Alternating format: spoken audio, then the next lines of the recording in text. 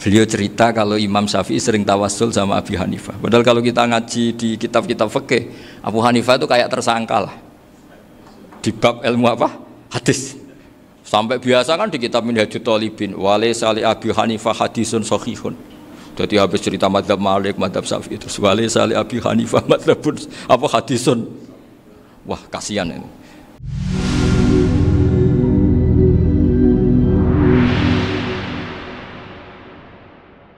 Karena ini adalah buah dari bahwa kita ini tidak kalah sama produk-produk yang di sana. Bahwa produk di kita ini sudah cukup untuk mengantarkan orang menjadi alim alama. Dulu Mbah Zubair ke Mekah ya sudah alim alama. Gus Zufur ke Al-Azhar sudah alim. Semua teman-teman kita ke Mekah itu sudah alim semua. Padahal produk mondoknya ya tadi mau digojlok kiai ini, terus mangkel be keamanan biasanya itu. Biasanya musuh besar pondok itu keamanan.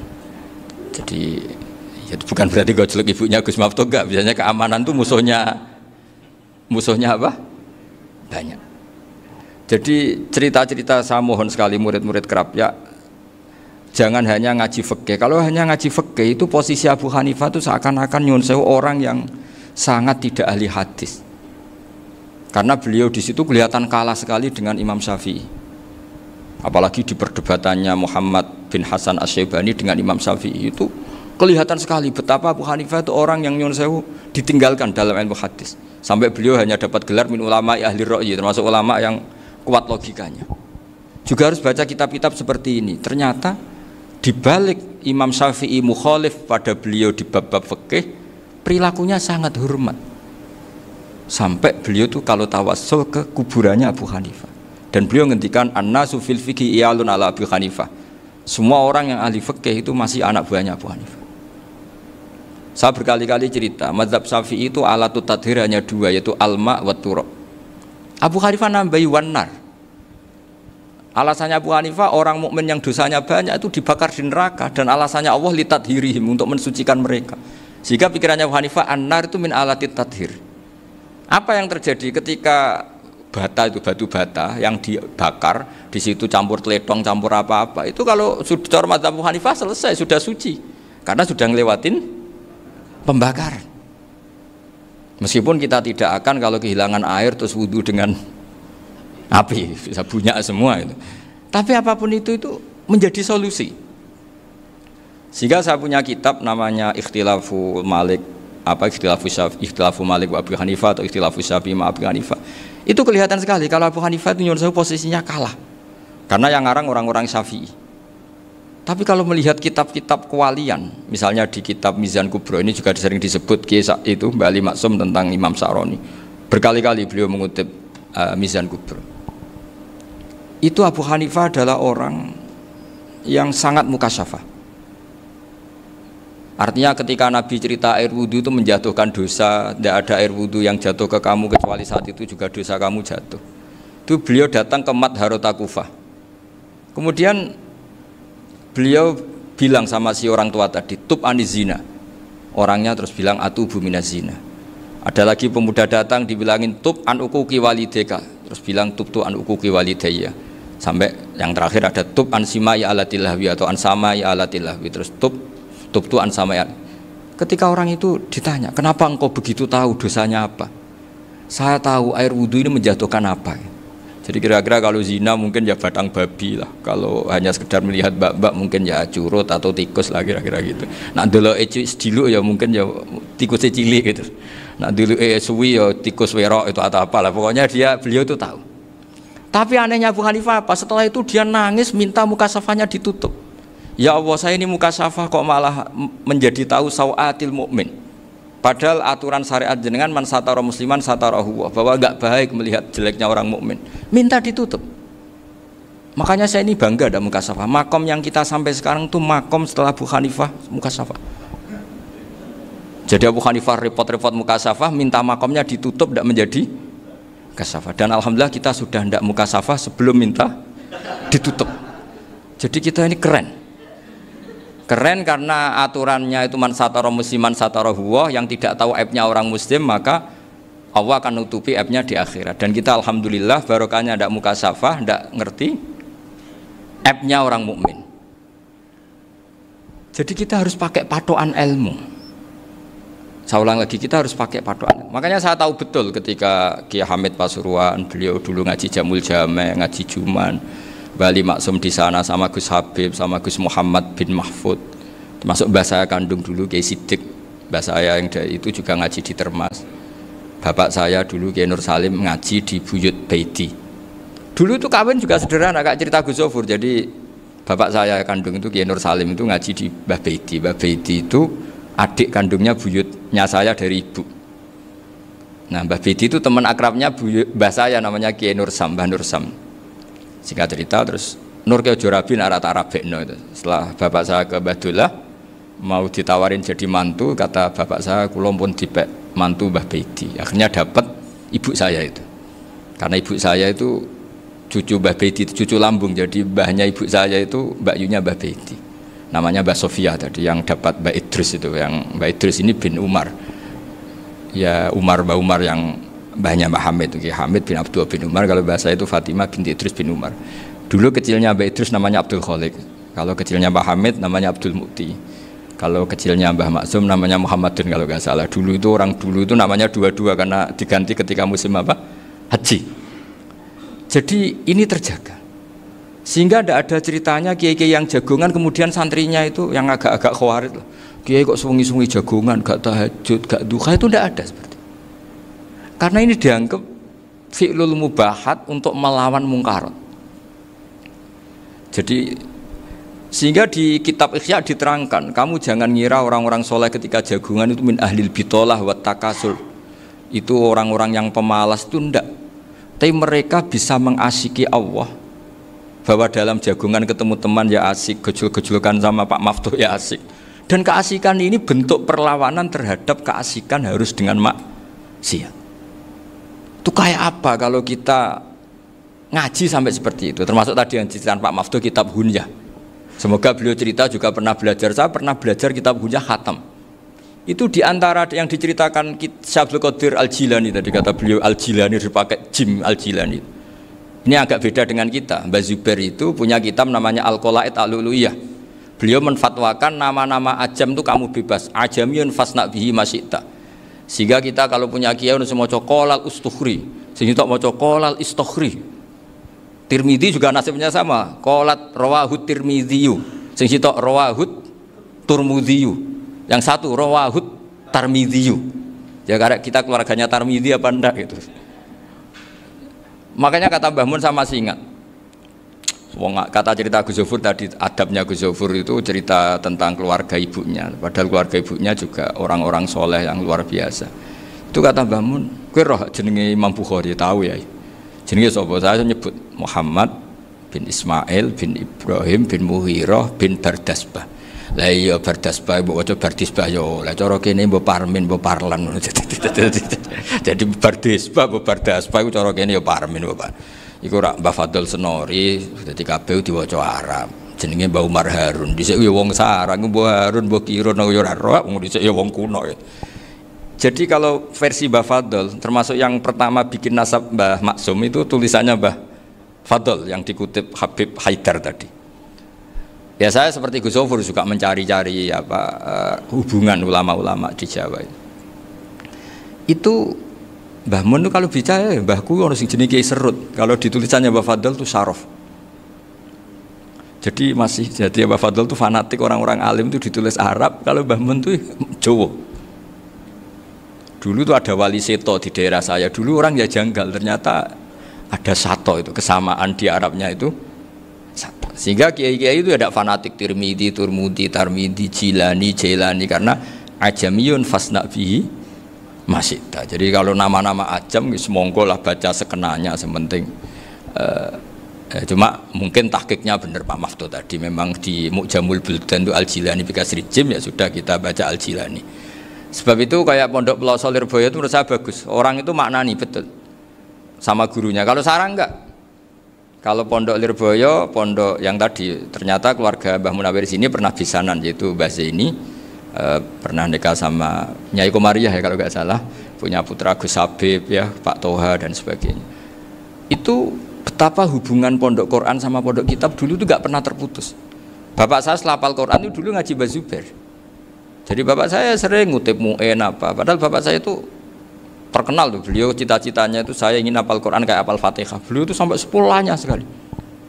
Karena beliau inginnya hafal Quran kayak hafal Fatihah. Termasuk murid terbaiknya Mbah Dullah bapak saya. Itu ya ngaji kitab. Sehingga kata Mbah Mun, jadi Mbah Munawir di mantu Bali Maksum. Itu ya sudah dipenggali. Sudah dipenggali dituruti pangeran. Lahirlah seorang Bali Maksum yang membawa. Jadi dulu itu ya Gus Muhammad yang ngaji di Termas, nanti Mbak Arwani sebelum ngaji di sini ngaji di Tebu Ireng. Sehingga Mbak Arwani bisa ngarang kitab. Beliau ngarang kitab tentang Sab'ah.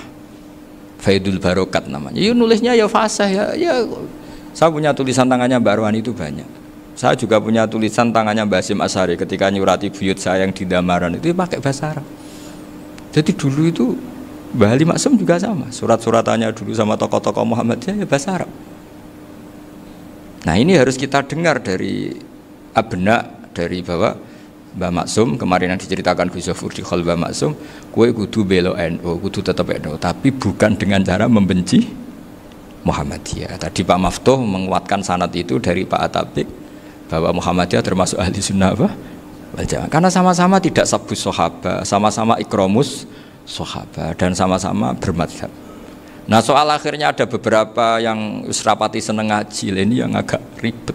Tapi kamu tidak usah ngeritik Muhammadiyah agak seneng ngaji, kayaknya juga sama, kita nggak seneng ngaji juga banyak itu. Jadi kalau ngeritiknya masalah itu kan kita ya agak-agak sama. Ya jadi ternyata di sini, terus ini yang terakhir supaya nggak lama-lama, Bali juga punya sisi keras sekali. Jadi dalam hal-hal yang khas ini di halaman 87 itu keras sekali. Beliau ngendikan wahal bi jununun hatta usdira amri lil mu'minin alla yazuru rasulahum. Jadi ketika saya tadi sudah bilang bahwa beliau sering muji Ibnu Taimiyah dalam banyak hal, tapi dalam banyak hal juga beliau mengkritik Ibnu Taimiyah ketika menafsirkan la tusaddur rihal illa ila salasati masajid. Kemudian Ibnu Taimiyah tidak mentasrekkan, tidak mensunatkan ziarah kubur Rasulullah SAW. Beliau mengkritik, dan cara mengkritik adalah ngendikan ulaikal ladzina yuriduna ayyahulu bainahu sallallahu alaihi wasallam wa baina ummatihi fi nakhiyatin. Itu adalah orang-orang yang ingin membuat batas antara Nabi dan umatnya. Saya termasuk terinspirasi makalah Bali ini adalah bagaimana Anda mengkafirkan orang Islam berdasar qala Rasulullah sallallahu alaihi wasallam. Wan nabiyyu asyaddun nasi syafaqatan li ummati. Wan nabiyyu akhrasun nas, orang yang paling serius supaya umatnya ini selamat. Kemudian Anda dengan hadisnya Nabi mentafrik bainahu wa baina ummati berdasar dawuh Kanjeng Nabi. Itu cek mentalani. Makanya saya itu enggak pernah keras di bab ini. Misalnya nyuruh saya ada santri sarang yang nakal. Itu saya tidak berani komentar karena saya tahu Mbah Mun itu sangat mencintai santrinya meskipun yang nakal.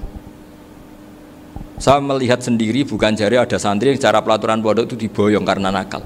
Itu Mbah Mun ngendikan begini, ya cung yo ke diboyong itu cara aturan pondok. Nah aturannya pangeran ngger kowe tobat dadi wong apik ya dadi wong saleh. Ya kowe kudu tetep sering rene, kowe tetep santriku dunya akhirat. Soal pondok ya ben ana aturan, ben pancen kowe nakal nemen ya diboyong, tapi kowe tetep wong apik. Jadi karena kita tidak mungkin mentafrik bainahu wa baina talamidhi. Kita tidak mungkin mentafrik baina nabi wa baina ummati, karena Nabi adalah apa? Asyaddun nasi syafaqatan li ummati. Sampai saking sayangnya Nabi itu ngendikan syafaati li ahlil kabair min ummati. Lho koyo apa baiknya Nabi? Ora melok nakal, ora melok maksiat, tapi melok nanggung swargane. Iku waktu gali sampean wis kowe utang gak apa-apa, bangkrut gak apa-apa, sing nyaur bapak. Gua sampean ngono top tenan. Anake yo ngawur tenan maksudnya itu, tapi top tenan. Lah Nabi ku umate sing dosa iku umate, Nabi sing nyuwun sewu cara Jawane sing kangelan nyafaati. Karena Nabi gak boleh dipisahkan dengan umatnya. Makanya kata Bali Maksum, ulaikal ladzina yuriduna ayyahulu bainan nabi wa baina ummati. Itu mereka adalah orang yang ingin memisahkan Nabi dengan umatnya. Masa kita ngafirkan umatnya Nabi berdasar dawuh Nabi? Itu kan sama, saya benci santri Anwar berdasar dawuh Mbah Mun, padahal orang tahu semua begitu sayangnya Mbah Mun terhadap santrinya. Sama juga kamu benci santrinya Bali Maksum berdasar dawuh Bali Padahal beliau sangat mencintai santrinya.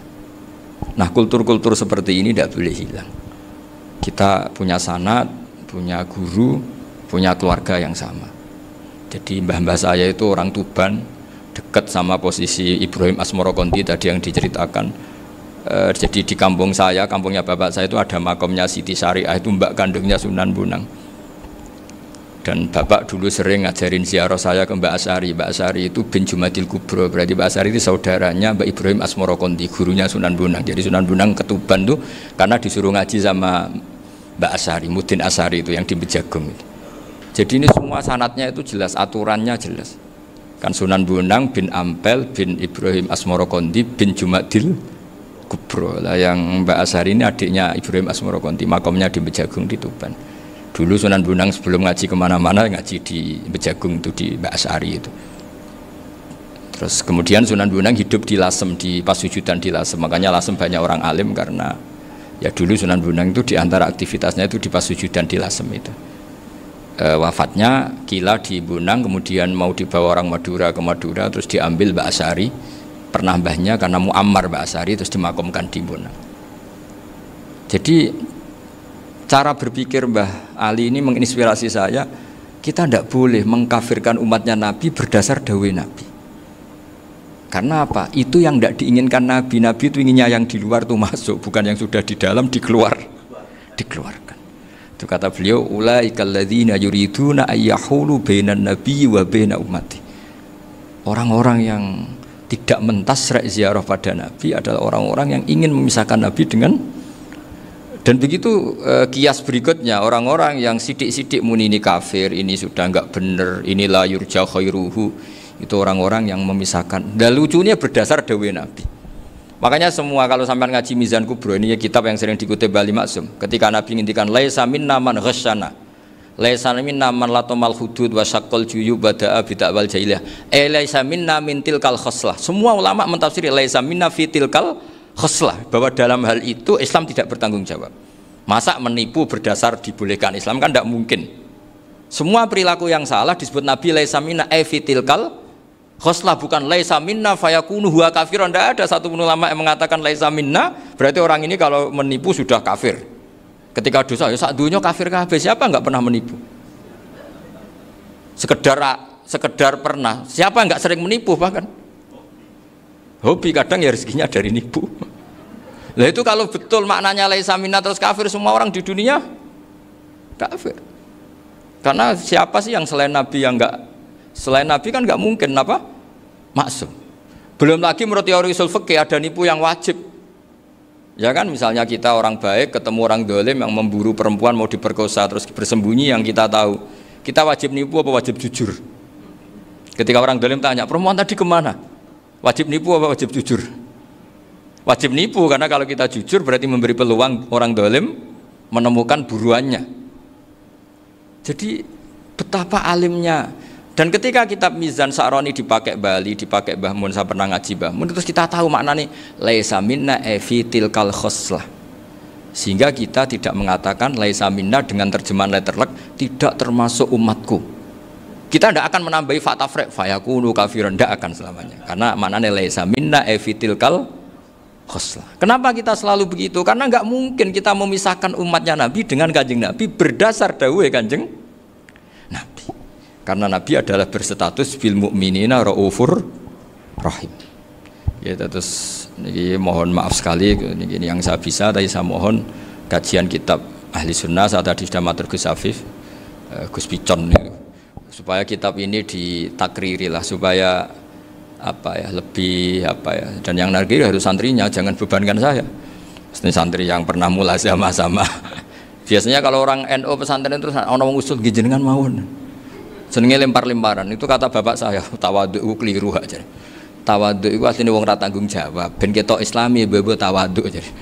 Jadi tawaduk itu orang yang sebetulnya agak punya tanggung, ben kesane Islami pura-pura tawaduk. Jadi, tapi saya mohon, nah ini kitab ini bagus sekali. Di antara yang saya senang adalah beliau cerita kalau Imam Syafi'i sering tawassul sama Abu Hanifah. Padahal kalau kita ngaji di kitab-kitab fikih, Abu Hanifah itu kayak tersangka lah. Di bab ilmu apa? Hadis. Sampai biasa kan di kitab Minhajut Thalibin, walaysa li Abi Hanifah hadisun shahihun. Jadi habis cerita madzhab Malik, madzhab Syafi'i terus walaysa li Abi Hanifah madzhabun apa hadisun. Wah, kasihan ini. Tapi kalau kamu ngaji Mizan Kubro, Abu Hanifah ini dapat posisi. Karena mesti Mizan Kubro ngendikan farojal amru ila martabatayil mizan. Kemudian dua madzhab ini sama-sama benar, tinggal kamu milih yang musyaddid apa yang mukhaffif.